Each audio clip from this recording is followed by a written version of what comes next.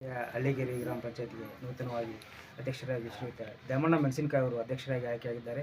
ಅಧ್ಯಕ್ಷರು, ಉಪಾಧ್ಯಕ್ಷರು ಹಾಗೂ ಎಲ್ಲ ಸದಸ್ಯರ ಒಂದು ಸಹಕಾರದೊಂದಿಗೆ ಉತ್ತಮವಾದ ಅಭಿವೃದ್ಧಿ ಕಾರ್ಯಕ್ರಮಗಳನ್ನು ರೂಪಿಸುವುದರ ಮೂಲಕ ಉತ್ತಮವಾದ ಒಂದು ಜನಸೇವೆಯನ್ನು ಮಾಡ್ತಾ ಇದ್ದಾರೆ. ಆ ನಿಟ್ಟಿನಲ್ಲಿ ಗ್ರಾಮದಲ್ಲಿ ಎಲ್ಲ ಮೂಲಭೂತ ಸೌಲಭ್ಯಗಳನ್ನು ಕೂಡ ಜನರಿಗೆ ದೊರಕಿಸಿಕೊಡುವಲ್ಲಿ ಒಂದು ಸರ್ಕಾರದ ಅನುದಾನವನ್ನು ಸರಿಯಾಗಿ ಬಳಕೆ ಮಾಡಿ ಸ್ವಂತ ಸಂಪನ್ಮೂಲವನ್ನು ಕೂಡ ಹೆಚ್ಚಿಸುವ ಮೂಲಕ ಅವರು ಅಭಿವೃದ್ಧಿ ಕಾರ್ಯಕ್ರಮವನ್ನು ನೀಡ್ತಾ ಇದ್ದಾರೆ.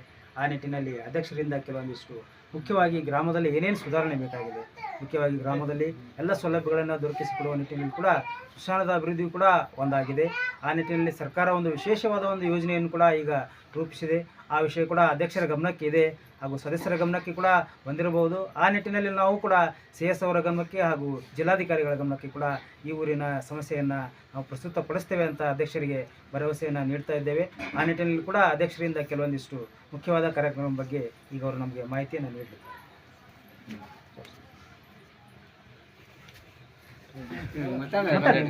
ನಾವು ಹಳ್ಳಿಗೆರೆ ಗ್ರಾಮ ಪಂಚಾಯತಿ ಅಧ್ಯಕ್ಷರಾಗಿ ಆಯ್ಕೆಯಾಗಿದ್ದೇವೆ. ಈಗ ಭಾಳ ಕೊರತೆಯಿಂದ ನಾವು ಇದನ್ನು ಮಾಡಾಕತ್ತೀವಿ. ಆಮೇಲೆ ಶಾಲೆದು ಅಭಿವೃದ್ಧಿ ಆಗಬೇಕು, ಆಮೇಲೆ ಸ್ಮಶಾನದ ಅಭಿವೃದ್ಧಿ ಆಗಬೇಕು. 2 ಎಕರೆ ಜಾಗ ಕೊಡ್ತೀನಿ ಅಂದಿದ್ರು ಅದನ್ನು ಕೊಡಲಿಲ್ಲ. ಆಮೇಲೆ ಒಂದು ಹಳ್ಳದ ಪೂಲ್ ಅನ್ಕಿ ಭಾಳ ಜನರಿಗೆ ಭಾಳ ಸಮಸ್ಯೆ ಆಗಿಬಿಟ್ಟೈತಿ. ಅದರಿಂದ ಅದನ್ನೊಂದು ಇದನ್ನು ಮಾಡೇವಿ, MLA ಅವ್ರಿಗೆ ತಿಳಿಸೇವಿ.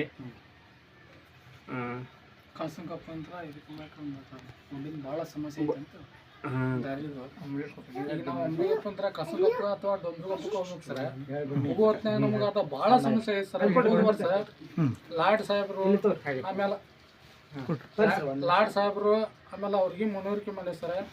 2 ಸಲ ಆದರೂ ಬಸ್ಸಿನ ಕಟ್ ಆಗ್ಯಾವ ಸರ್. ಹೋದ್ರೆ ಆದರೂ ನಮಗೆ ಅವ್ರಿಗೆ ಇದನ್ನ ಮಾಡಿ ಅನುಕೂಲ ಮಾಡಿ ಕೊಟ್ಟಿಲ್ಲ. 1 ಸಲ ಅಲ್ಲ 2 ಸಲ ಹೇಳಿ ಸರ್. ಹೇಳಿದ್ರು ನಮಗೆ ಮನವರಿಕೆ ಮಾಡಿ ಕೊಟ್ಟಿಲ್ಲ ಸರ್. ಅದಕ್ಕಾಗಿ ಮತ್ತು ಅವರು ಲಾಡ್ ಸಾಹೇಬರು ನಮಗೆ ಇತ್ತಾಗ ಅಂಬಲಿಗೊಬ್ಬ ಕಡೆ ಅಷ್ಟು ಗಮನ ಹರಿಸ್ಬೇಕಂತೇಳಿ ನಮ್ಮಲ್ಲಿ ಕೇಳ್ಕೊಡ್ತೀವಿ ಸರ್. ನಿಮ್ಮ ಶಾಲೆಗೆ ಸಂಬಂಧಪಟ್ಟಂಗೆ ನಮ್ಮ ಶಾಲೆಗೆ ಸರ್ ಶಾಲೆಗೆ ಜಾಗ ಇಲ್ಲ, ಏನೂ ಇಲ್ಲ. ಆಮೇಲೆ ಅದು ಒಂದು 15 ಗುಂಟೆ ಐತೆ ಸರ್. 15 ಗುಂಟೆದಾಗ ಶಾಲೆ ಇದಾವಲ್ಲ, ಆಡೋಕ್ಕೆ ಮಕ್ಕಳಿಗೆ ಇದು ಅನುಕೂಲ ಇಲ್ಲ, ಮೈದಾನ ಇಲ್ಲ, ಏನೂ ಇಲ್ಲ ಸರ್. ಆಮೇಲೆ 2 ಎಕರೆ ತೊಗೊಂಡು ಸರ್ ಅವ್ರು ಕೊಡ್ತೀವಿ ಅಂತೇಳಿ ಬನ್ನಿ ಸರ್ ಹೇಳ್ಯಾರ. ಅದು ಇನ್ನೂ ಆಗಿಲ್ಲ ಸರ್. ಅದು DC ಅವ್ರ ಗಮನಕ್ಕೆ ಹೋಗೈತೆ ಸರ್, ತಹಸೀಲ್ದಾರ್ ಗಮನಕ್ಕೆ ಹೋಗೈತಿ. ಅದು ಇನ್ನೂ ಆಗಿಲ್ಲ ಸರ್ ಅಂತೇಳಿ ಮತ್ತೆ ಯಾರು ಮಾತಾಡ್ತೀರೇನ್ರಿ? ಎಲ್ಲರಿಗೂ ನಮಸ್ಕಾರಗಳು. ನಾವು ಹಳ್ಳಿಗೆರೆ ಪಂಚಾಯತಿ ವ್ಯಾಪ್ತಿಗೆ ಬರುವಂಥ ಅಂಬ್ಲಿಕೊಪ್ಪ ಗ್ರಾಮದ ಸದಸ್ಯರಾಗಿ ನಾವು ಏನು ಹೇಳ್ಬೇಕಪ್ಪ ಅಂದ್ರೆ, ನಮ್ಮ ಊರಿಗೆ ನಮ್ಮ ಹೊಲ ನಮ್ಮ ದಾರಿ ಅನ್ನುವಂಥದ್ದು ಒಂದು ಯೋಜನೆ ಐತಿ. ಆದ್ರೆ ನಮ್ಮಲ್ಲಿ ಯಾವ ಹೊಲಕ್ಕೂ ಯಾವ ದಾರಿ ಇಲ್ಲ ಸರ್. 2ನೇದ್ದು ನಮ್ಮ ಪಂಚಾಯತಿಗೆ ಹೋಗೋಕೆ, ನಮಗೆ ಬ್ಯಾಂಕಿಗೆ ಹೋಗೋಕೆ ನಮ್ಗೆ ದಾರಿ ಇಲ್ಲ ಸರ್. ಸೇತುವೆ ಇಲ್ಲ ಹಳ್ಳಕ್ಕೆ. ಅದನ್ನು ನಾವು ಮೊದಲು ನಮ್ಮ ಸಚಿವರಿಗೆ ಮತ್ತು ನಮ್ಮ MP ಅವ್ರಿಗೆ ನಾವು ಗಮನಕ್ಕೆ ತರಬೇಕು. ತಂದೆ ಈಗಾಗಲೇ ಆದರೂ ಅದು ಮುಂಜಾಗ್ರತೆ ಆಗುವಲ್ಲ. ಹೋಗೋದು 2 ಕಿಲೋಮೀಟ್ರ್. ಈಗ ನಾವು ಒಳಗೆ ಹೋಗ್ಬೇಕಂತ ಸರ 2 ಕಿಲೋಮೀಟ್ರ್ ಹೋಗ್ಬೇಕು. ಸುತ್ತ ಹಾಕಿ ಬರ್ಬೇಕಂದ್ರೆ 7-8 ಕಿಲೋಮೀಟ್ರ್ ಹೋಗಿ ಸರ.